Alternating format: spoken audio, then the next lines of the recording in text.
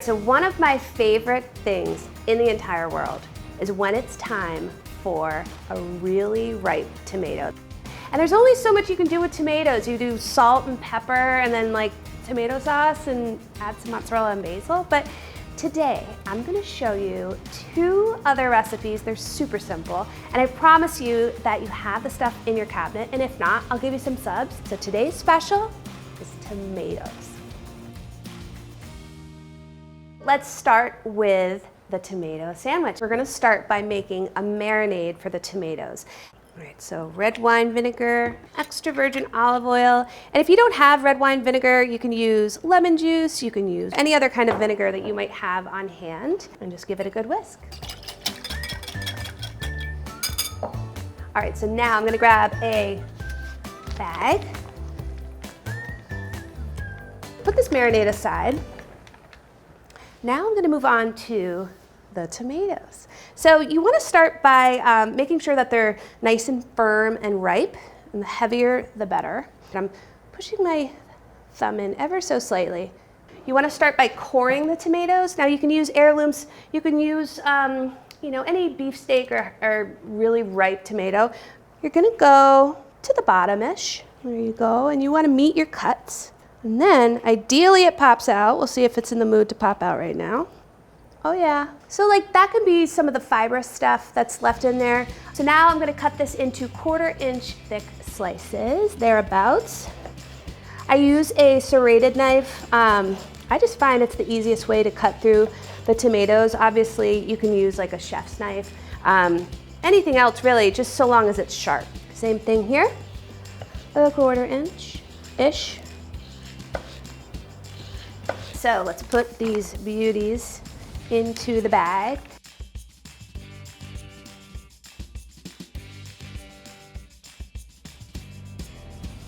All right, so the tomatoes are nicely marinated. And now we've gotten to the mayo component of the tomato sandwich. But we're not gonna use just mayonnaise, right? Because we've made this amazing marinade.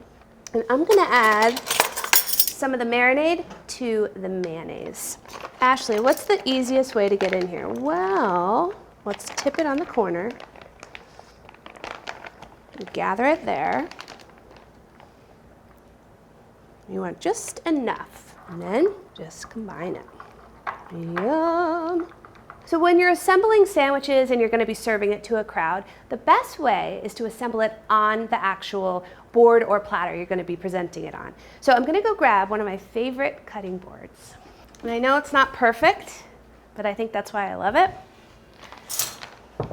I've got some toasted bread. So for this sandwich, it serves 4 people, 4 lucky people. And when you're toasting, like 8 slices of bread, if you don't feel like doing a ton of batches in your toaster, you can just throw the broiler on and pop them in for a few minutes, but don't walk away from it. You wanna just make sure that you keep an eye. Otherwise, you're gonna have some really dark sandwiches. We're mayoing up both sides of this sandwich. These sandwiches don't happen all year round, so you gotta really just lean into it and grab the white bread. You know who wouldn't like this sandwich?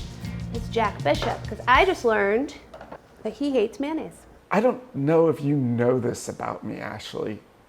I don't like mayonnaise. Oh, this is a good question for you then. I didn't know that. Okay, so now we're gonna shingle our marinated tomatoes on 4 pieces of bread. This is really like the type of thing that dreams are made out of. All right, who's the lucky one that gets this little treat?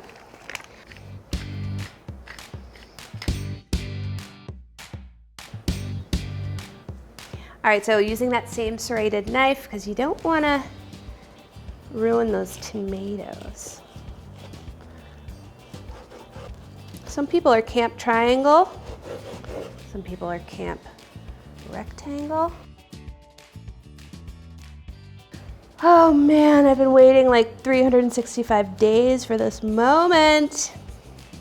All right, I'm going in. Not the best thing to eat on camera, but so good. I can even taste like that red wine vinegar and that extra virgin olive oil, and honestly, just I could taste the tomato, and that's all I really care about. That is summer in a sandwich. So as you can see, simple, right? Just adds a few ingredients, but the marinade took the tomatoes to the next level. And that's what it's all about. Keeping things simple, using what you have, but making it really flavorful. Next, we're gonna make a simple tomato salad. So I'm gonna use more heirloom tomatoes. So as you can see, heirlooms come in all shapes and sizes, textures. Like you can see, this guy is nice and bumpy. And that's what's really cool about heirlooms, because they don't usually look the same. And you can kind of get creative with your presentation. With this recipe, you want to go ahead and pick a fun platter. So I've been waiting to use this at home. It's about 1.5 pounds of tomatoes. So just make sure you find a platter that's gonna be big enough for them. So first, before I do anything, I'm gonna go ahead and grab my ingredients. You're gonna need some extra virgin olive oil, you're gonna need fresh lemon juice, salt, pepper, some pine nuts, and some basil. So I'm gonna go grab those.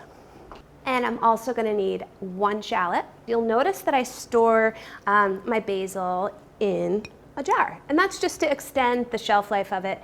And you also can invert a Ziploc bag over it, and what happens is it kind of creates this little greenhouse effect, and it definitely prolongs your shelf life. First, I'm going to slice the tomatoes.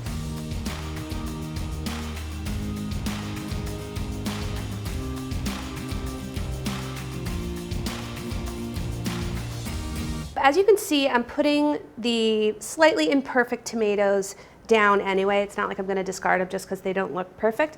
And that's because this salad is rustic, and you can just pile them on even though they aren't perfect in the center, because I'm just going to be layering tomatoes on top of each other. So this isn't perfect, but I'm going to stick it under that one, and no one's going to notice.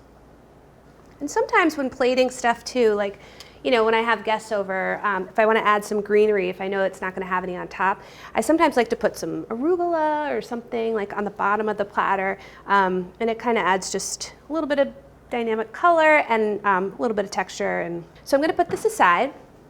With shallots, what I like to do is I like to keep the root end intact. All right, and now from here, I'm going to cut it in half through the root. I'm going to go parallel to the board and run my knife very carefully through the shallot. Then turn the shallot around, and using the tip of a sharp chef's knife, run your knife through it like that. And then slice crossways. And this is something that takes a while. Knife skills is something that I feel like becomes a project. Like, it also then becomes meditative eventually. I'm gonna add this minced shallot to this bowl here. I'm gonna add some olive oil. I need some lemon juice. So sometimes I just like to run my wrists over them like that just to kind of soften everything. Another thing you can do is pop it into the microwave for a few seconds. It'll help to soften the lemon. And add that into my dressing.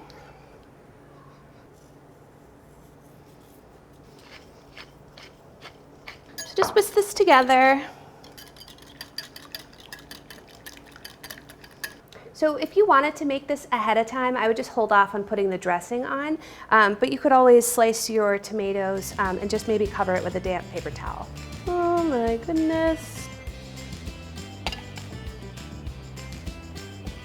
And, don't be afraid to get a little on the sides. You want this just to be covered with that dressing.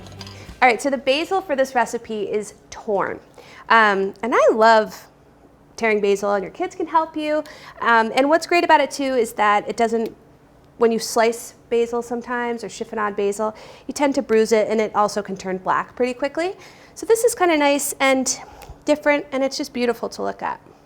And a couple other things about this recipe, that it's super easy to substitute things, If you didn't have basil, but you had parsley, use it.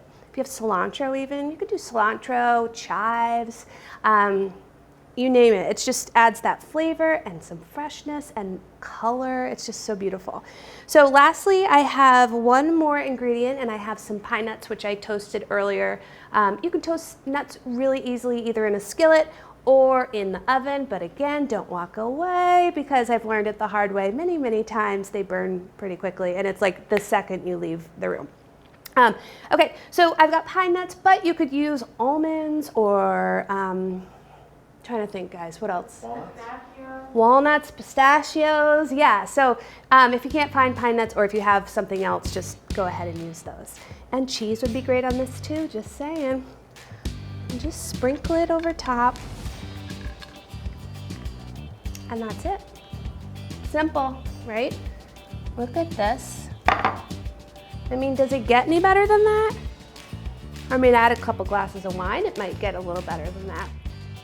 Thank you so much for watching. I hope this inspired you to go out and seek your own tomatoes and make these 2 recipes. See you next time. If you have any questions, go ahead and leave them down in the comments below. And if you enjoyed this video, please like it and don't forget to subscribe.